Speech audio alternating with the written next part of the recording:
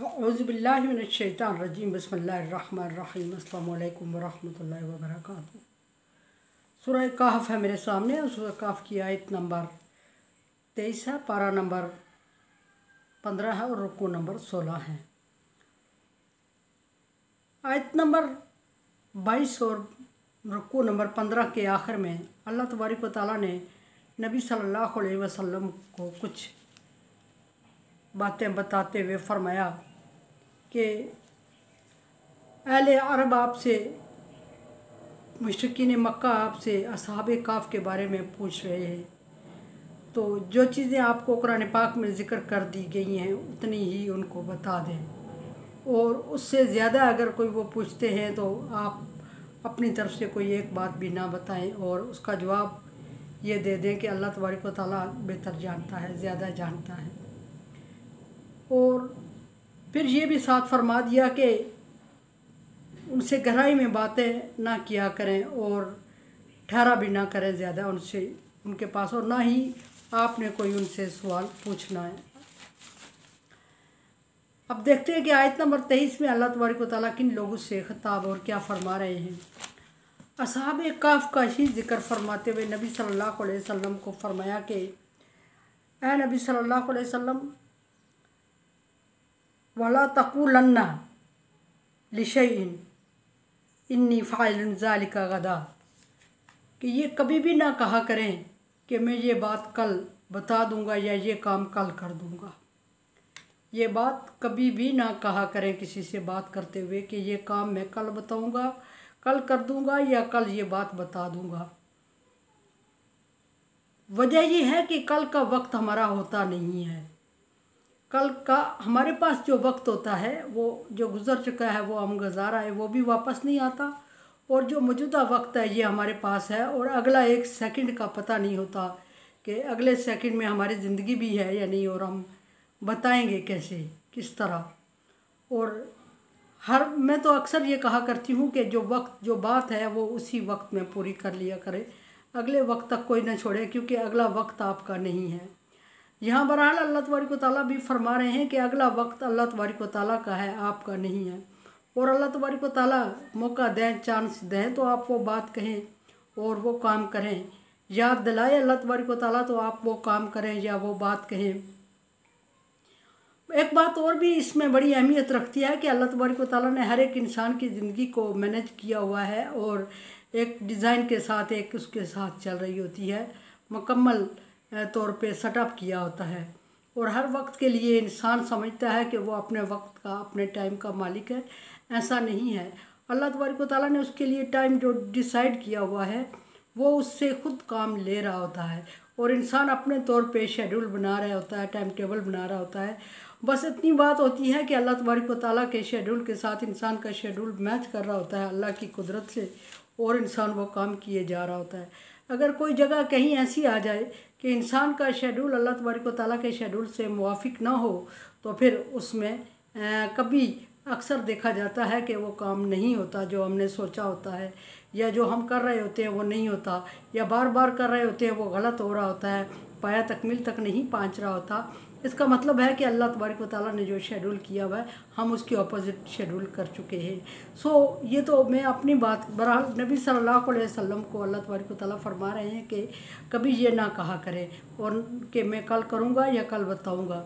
पीछे इस सूरत के शुरू में ये बात चली थी, रूह के बारे में पूछा नबी सल्लल्लाहु अलैहि वसल्लम से। बाज़ रवायात में है कि क़यामत के बारे में पूछा, बाज़ में कि रूह के बारे में, शायद दोनों बातें ऐसी हुई हों। तो आप सल्लल्लाहु अलैहि वसल्लम ने उनको बता दिया कि कल मैं बताऊंगा, और आप सल्लल्लाहु अलैहि वसल्लम ने इंशाअल्लाह नहीं बोला। जब आप सल्लल्लाहु अलैहि वसल्लम ने इंशाअल्लाह नहीं बोला तो फिर अल्लाह तबारक व तआला ने वो काम नबी सल्लल्लाहु अलैहि वसल्लम को नहीं बताया, वही नहीं की, तो आप सल्लल्लाहु अलैहि वसल्लम उन लोगों को जवाब नहीं दे सके। और जवाब जब नहीं दे सके तो आप सल्लल्लाहु अलैहि वसल्लम को बहुत परेशानी का सामना करना पड़ा, वही रुक गई। उधर अल्लाह तबारक व तआला नाराज़ हो गए कि आपने इंशाअल्लाह क्यों नहीं बोला, अब बताएं उनको। और उधर से वो लोग आप सल्लल्लाहु अलैहि वसल्लम को तंग करने लग गए और ताने तंज करने लग गए कि ये अगर अल्लाह का रसूल है तो फिर अल्लाह तबारक व तआला ने अभी तक इसको बताया क्यों नहीं है, ये झूठ बोलता है। तो वही रुक गई और उस वही रुके ज़माने को ज़माना फ़तरा कहते हैं। बाज़ रवायात में 15 दिनों तक वही रुकी रही, और जब वही रुकी रही तो आप सल्लल्लाहु अलैहि वसल्लम इतने परेशान थे कि बाज़ दफ़ा रात रात भर जागते। और एक परेशानी ये थी कि वो लोग आपको तंग कर रहे थे, उनको बहाना चाहिए था और वो आपको आजमा रहे थे, और बहाने से आपको बार बार आके एक जाता दूसरा आके पूछता, दूसरा जाता दूसरा आके पूछता। और दूसरी तरफ आप सल्लल्लाहु अलैहि वसल्लम को सबसे बड़ी परेशानी ये थी कि वही रुकी हुई है, कहीं महसूस तो आपको हो गया था कि अल्लाह तबारक व तआला किसी वजह से नाराज़ है, लेकिन ये आपको अंदाज़ा नहीं था कि मुझसे ये गलती हुई है कि मैंने उनको बताते वक्त इंशाअल्लाह नहीं कहा।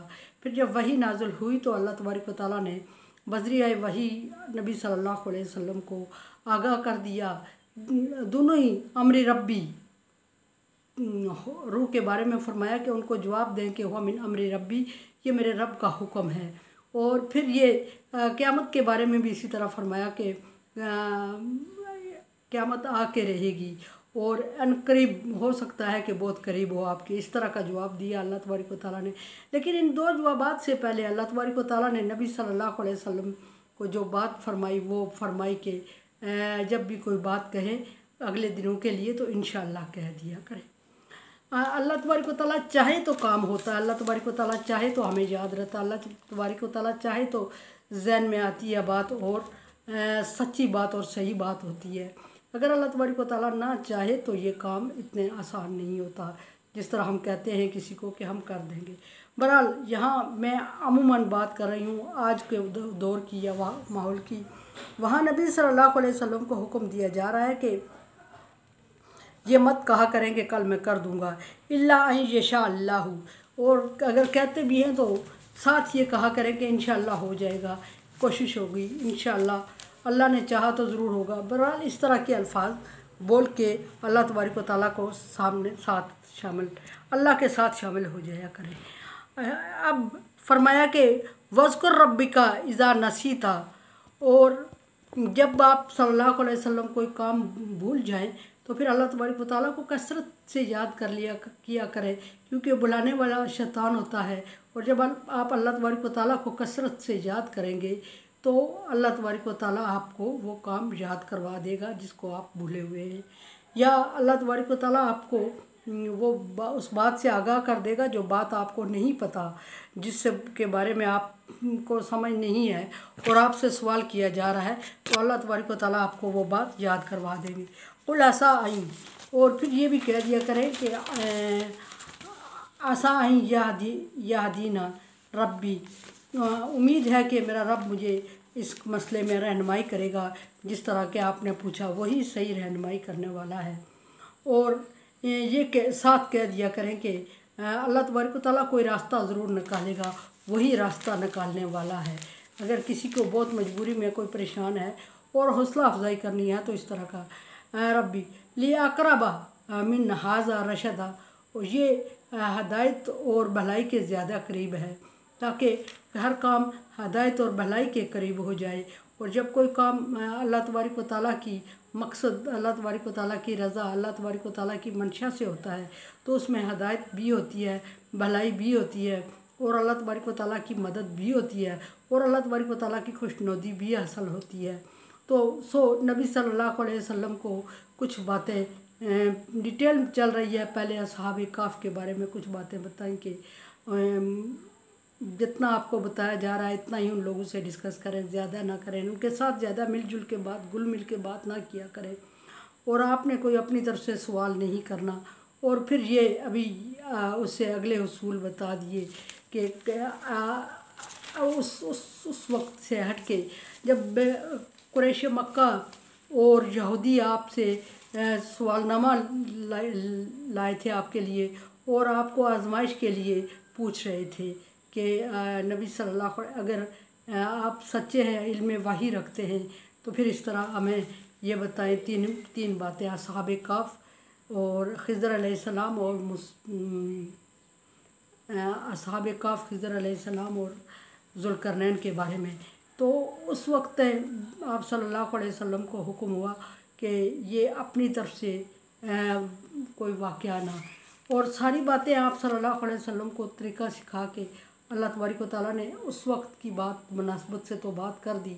अभी बाद में अल्लाह तबारक व तआला ने हमेशा के लिए आप सल्लल्लाहु अलैहि वसल्लम को ये उसूल सिखाया कि वो तो उस वक्त के साथ था, लेकिन अब उस हमेशा के लिए उसूल सिखाते हुए आप सल्लल्लाहु अलैहि वसल्लम को बताया कि हमेशा जब भी कोई किसी से बात करें तो साथ इंशाअल्लाह कह दिया करें। और ये भी कि इंशाअल्लाह ना कहने पे नबी सल्लल्लाहु अलैहि वसल्लम को कितनी परेशानी उठाना पड़ी, ये बात भी ज़िक्र हुई। और मौजूदा दौर में हमारा तर्ज़ अमल क्या होना चाहिए, ये भी बात ज़िक्र हुई। और हर एक काम को अल्लाह तबारक व तआला की रज़ा की खातिर और अल्लाह तबारक व तआला की रज़ा से और अल्लाह तबारक व तआला की हदायत से ही पाया तकमील तक पहुँचना होता है। इंसान के बस में कुछ भी नहीं होता। यहाँ एक छोटी सी गलतफहमी का अजाला हो जाए कि कुछ लोग कहते हैं कि कुछ लोगों के बारे में कुछ लोगों का ख्याल है कि वो गैब जानते हैं, बहुत पाए के आलम हैं, पाए के आमिल हैं और गैब का इल्म सारा उनके पास है और आइंदा आइंदा जो हालात हैं, आइंदा के हालात से वाक़फ़ है और लोगों को आगाही दे देते हैं। तो उनके लिए भी यहाँ ये बात है वाज़ेह रहे कि अगर नबी सल्लल्लाहु अलैहि वसल्लम को अल्लाह तबारक व तआला ने फरमाया कि अपनी तरफ से ना बताया करो और इंशाअल्लाह कह दिया करो, और इंशाअल्लाह ना कहने पे नबी सल्लल्लाहु अलैहि वसल्लम को कोई जिस चीज़ का इल्म नहीं था उसमें आपको परेशानी उठाना पड़ी, तो आप सल्लल्लाहु अलैहि वसल्लम से बढ़ के तो दुनिया में कोई है ही नहीं। और अगर किसी की गलतफहमी है कि कोई गैब जानता है या मुस्तकबिल को बता देता है, तो ये बहुत गलतफहमी, बहुत बड़ी गलतफहमी है। और गैब का इल्म सिर्फ़ अल्लाह तबारक व तआला के है। इनडायरेक्ट हम शिर्क कर रहे होते हैं ये बातें सोच के। अगर किसी को होता गैब का इल्म तो पैगम्बरों को होता और फिर पैगम्बरों में नबी सल्लल्लाहु अलैहि वसल्लम को होता। आपकी ज़ात से बढ़ के दुनिया में और कोई नहीं ज़ात जिस तो गैब का इल्म सिर्फ अल्लाह तबारक व तआला के पास है और अल्लाह के लिए ही ये ज़ेब देता है, अल्लाह के ही शान शान है। उसके अलावा किसी और के पास ना गैब का इल्म है, ना कोई किसी को बता सकता है, ना किसी को बताने की कोशिश करनी चाहिए और ना अक़ीदा रखना चाहिए कि फ़लाँ के पास गैब का इल्म है और वो गैब जानता है। मेरे चैनल को आप देखें समझें और मुझे रहनुमाई करें, राय दें मुझे। और ताअवनु अलल बिर्रि वत्तक़वा की आयत पर अमल करते हुए अगर आप समझते हैं कि काम अच्छा हो रहा है तो फिर इसमें तावन आपकी ज़िम्मेदारी है। अल्लाह हाफ़िज़।